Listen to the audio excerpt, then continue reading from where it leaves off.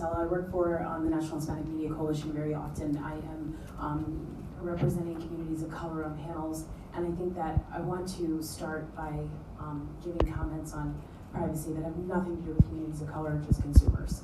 I think that part of the reason why companies don't necessarily have this, feel this obligation to protect consumers is because there's no government mandate for them to do so.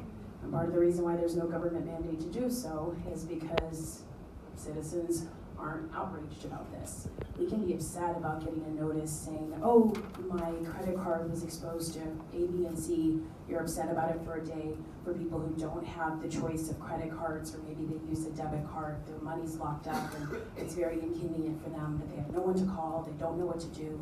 And then very often advocates are upset with companies for saying, oh, this problem is too big to solve and we can't do it. But then as advocates, very often we buy into this conversation and start drifting from one part to the other. And I think fundamentally, you have to ask questions about our networks and think about how we are, when we're talking about the internet is powered by us surrendering our data to get online.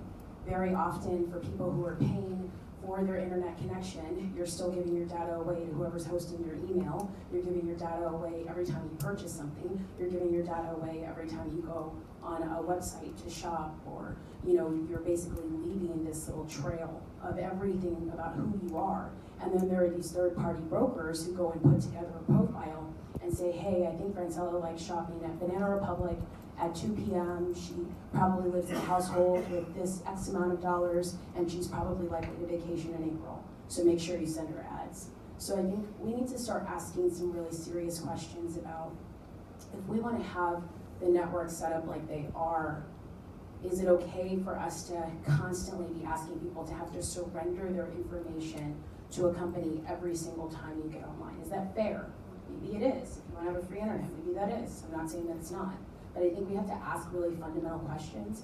And if we do want companies to care, I think we have to ask really specific questions of our elected officials, because what they're going to do is they're going to say, well, we don't know where to start. And I think that we have to fundamentally decide on, does data belong to the consumer, or does data belong to the company who collected it?